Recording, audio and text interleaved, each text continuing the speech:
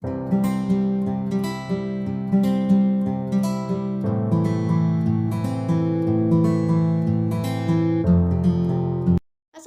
warahmatullahi wabarakatuh.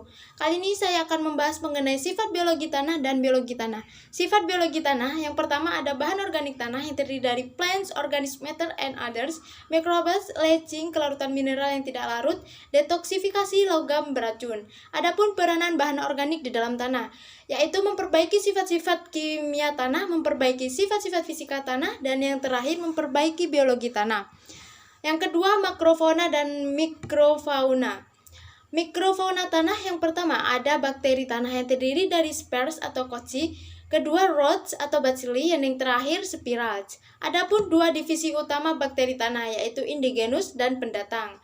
Bakteri kelompok fungsional yaitu ada bakteri dekomposer, bakteri mutualis, bakteri patogen, bakteri litotrof.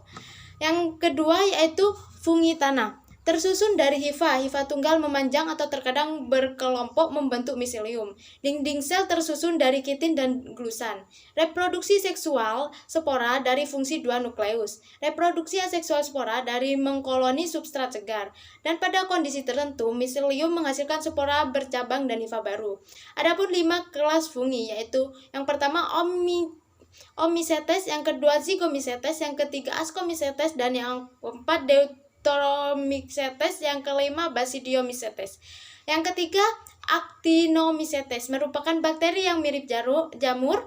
Yang keempat Nematodes, cacing tidak bersegmen yang memiliki panjang 1 mm dengan diameter 15-35 mikron. Yang kelima Protozoa, yaitu organisme uniseluler yang bersel tunggal. Reproduksi protozoa yaitu ada aseksual, pembelahan mitosis dan spora. Seksual, peleburan inti sel atau peleburan gamet sporozoa. Makrofauna yaitu yang pertama ada cacing tanah.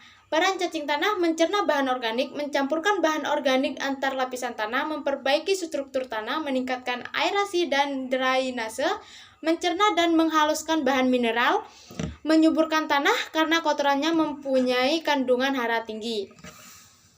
Yang kedua yaitu rayap. Peran rayap, ketersediaan hara melalui pemindahan bahan organik dan tanah ke mon.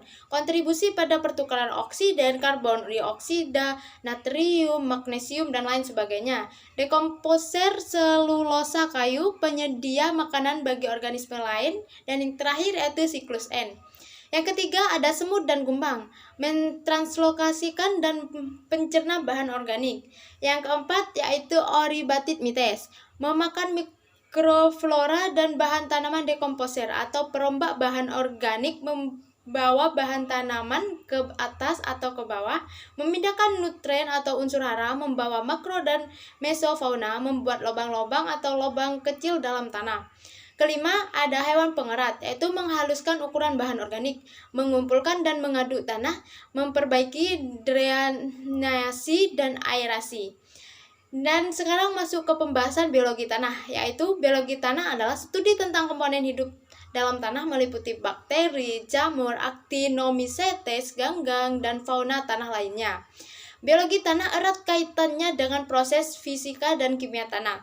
Aktivitas organisme tanah dipengaruhi oleh diantaranya itu iklim, tanah, vegetasi.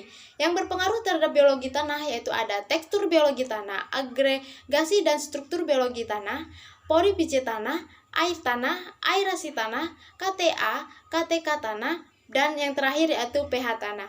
Sekian dari saya. Wassalamualaikum warahmatullahi wabarakatuh.